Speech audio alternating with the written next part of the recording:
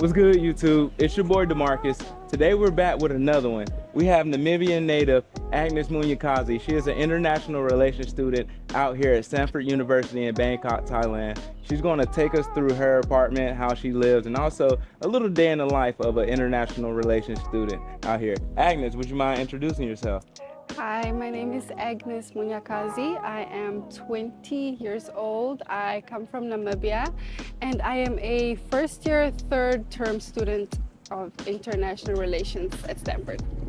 And one interesting fact about Agnes, she's actually the niece of the Namibian president, and her name is actually Netumbo Nandindaitwa, Dr. Netumbo. You mind showing us, Agnes, your crib? Let's go. Let's get to it. Let us go. This is the lobby area. Yeah, don't spend much time there. This is the gym. Oh, you don't have nothing to get in. Yeah. Okay, so we gotta go. Okay. But it's normally key card access. Yeah. Okay, got you. This is You the come to the gym. gym often? I came here once and I never came back because I can't figure out how to switch that on.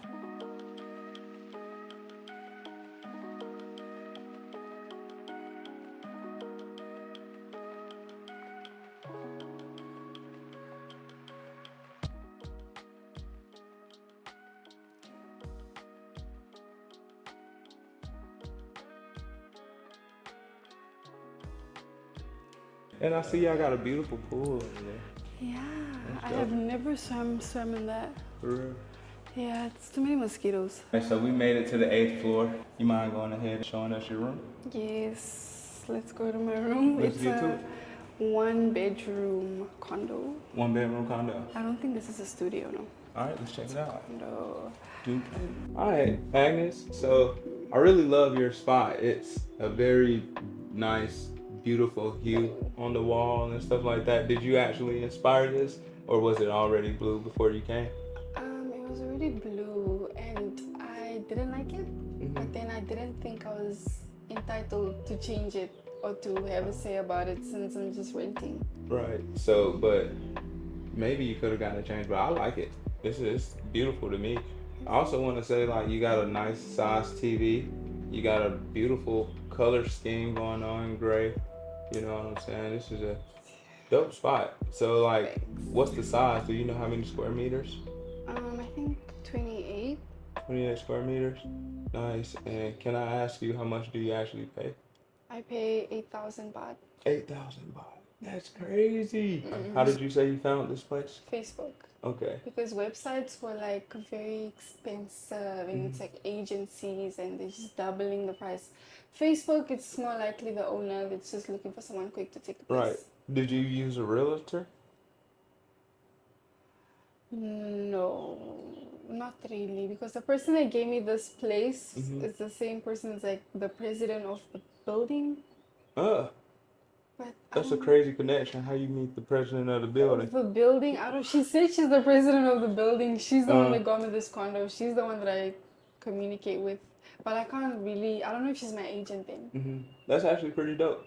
That's actually really dope. What I'm starting to see is that people actually find their spots in different ways. So it's not one correct way to go about it, but Facebook is always included in that when I ask people how did they find their spots. So how long have you been living here? Since July, so like about 11 months. How have you been liking it? I like it. Really? I like it. I like it. Is that a bird? I like it. It's different from home, bigger than home. I think I like myself when I'm here. I'm more likely to be open to stuff compared to how I am back home. Why do you think you're more open here in Thailand opposed to back home in Namibia? I'm not really scared of getting criticized here. Back home, there's always people that are ready.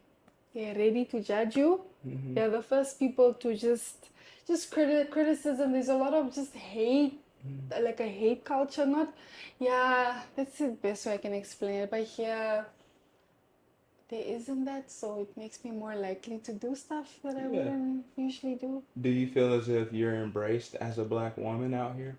Yeah, Really? Yeah, Do you think embrace is the correct word rather than possibly curious? I think embrace is the word.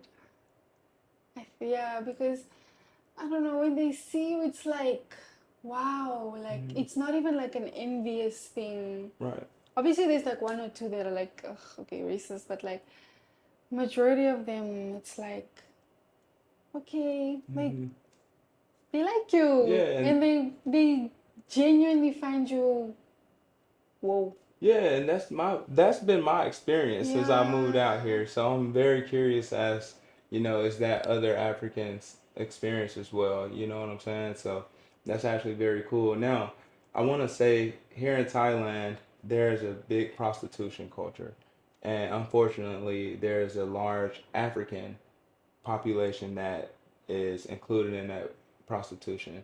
Mm-hmm. So I want to ask you, what are your thoughts on the African prostitution culture here in Thailand? Well, um, it's very bad, and I feel like it's ruining um the experience for other genuine black girls that come here, black women that come here. It's bad to the point where I don't allow myself to stay out past late in places like Pattaya or in areas like Sukhumvit. Yeah, Or is even it Sukhumvit. yeah, Yeah. I don't really like going there like after 10 because yeah, they start asking you how much. I've been asked that like multiple times how much, or they just start trying to harass you because they think you're one of them. Hmm.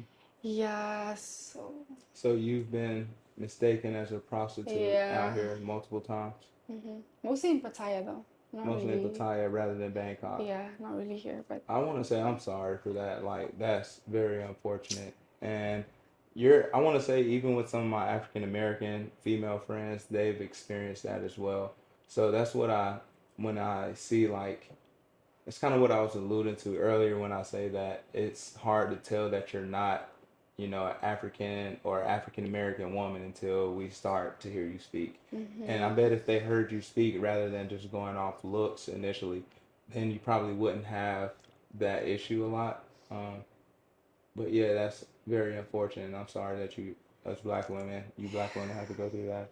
Um, Yeah. do you think there's anything that could change the African prostitution like narrative, the culture of this? Is there a way to stop it, the prostitution out here?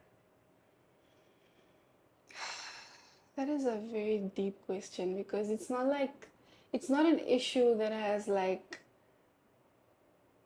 you just have to do one thing and then it's solved. Hmm. It's like steps really, and it all begins with Africa and their leaders and their countries. Most of these women are coming here for work to get money or they're running away.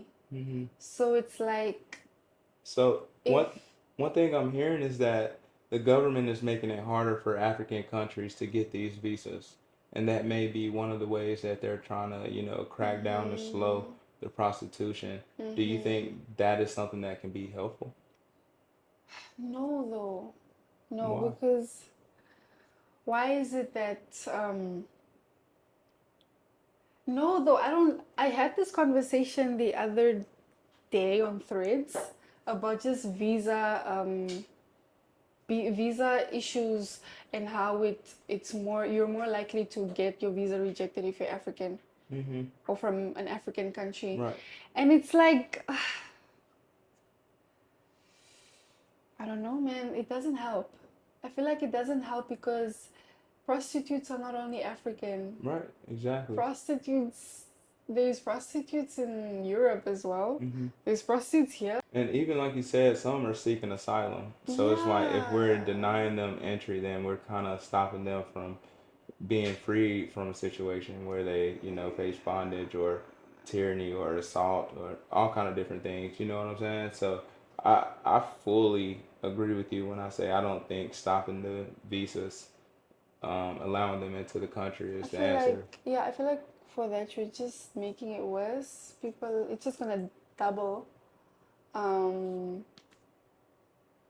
Yeah. Yeah, and it doesn't make sense that Africans need to have such heavy visa requirements, but then Hmm. when they come to us, You just let them in, right? in no, doesn't make sense.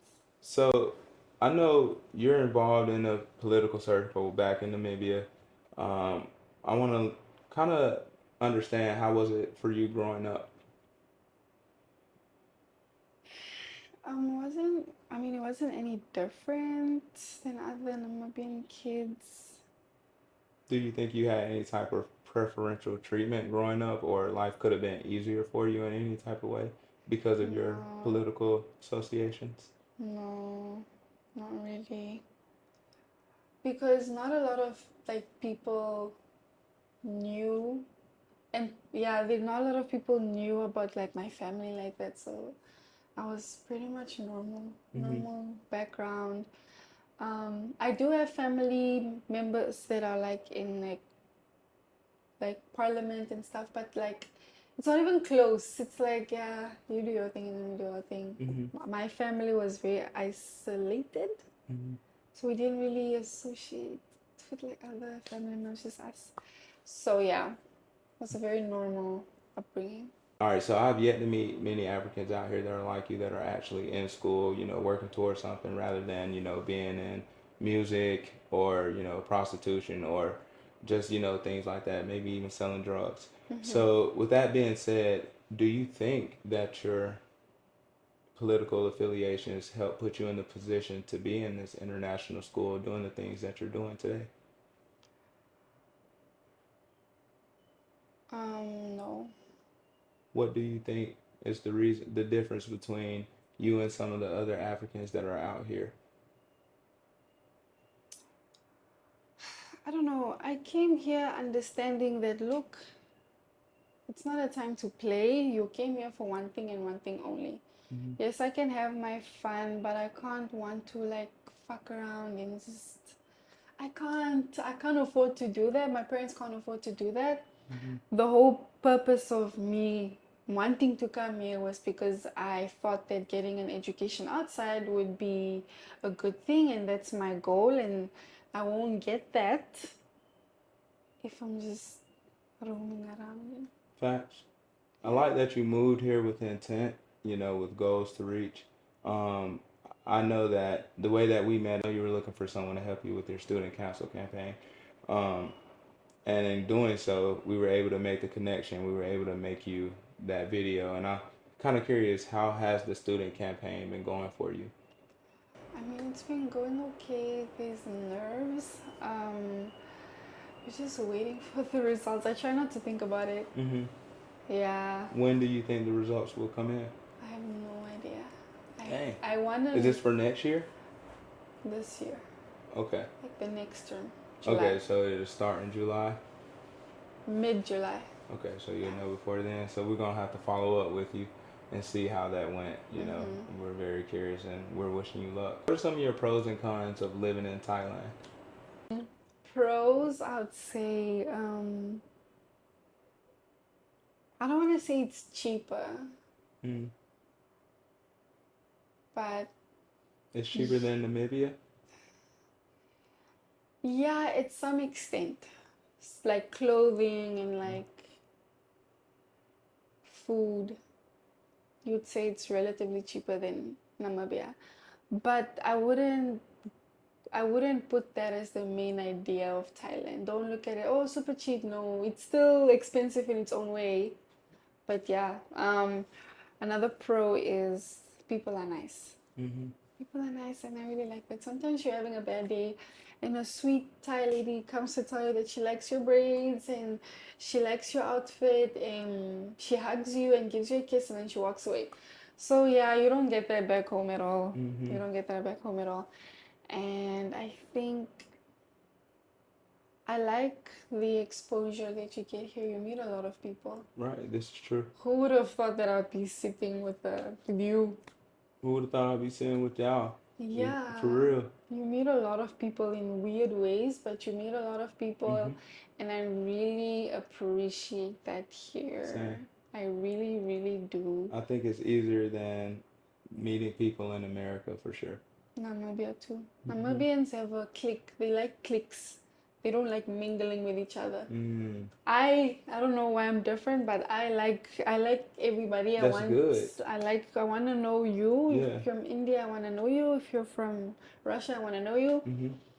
Networking is a huge thing. So So what are some of your cons of living in Thailand? Unwalkable roads, streets. It's just I just twisted my ankle walking over here. no. Look. What's your favorite food to eat here in Thailand? I like pad thai, but pad thai with seafood. But I started liking like the rice with the chicken and then the fried egg on top. Hey niece. I know what you're talking about. I can't pronounce it, but I know what you're talking about. Okay, I don't know what that. Do it have chili sauce? Do you put chili sauce on it? You could. Okay, so it's basically chicken and rice, that joint? No, but like fried rice. Like, oh, okay. the like way they fried fry their rice. Yeah, they be frying the hell out some rice. Yeah. Agnes, I don't think I really have anything else for you. I really want to say thank you for your time. Thank you for showing us your life, just giving us a glimpse into it. But if you don't mind, can you tell them what your social media is, your IG? Okay, it's A.GNE 7 S's. 7 S's. Ridiculous. Like Agnes with 7 S's. I'm just gonna put it there so y'all can copy and paste, because to remember that is insane. But thank you, Agnes. I appreciate your time. You're welcome. Kapun ka. Yep. All right.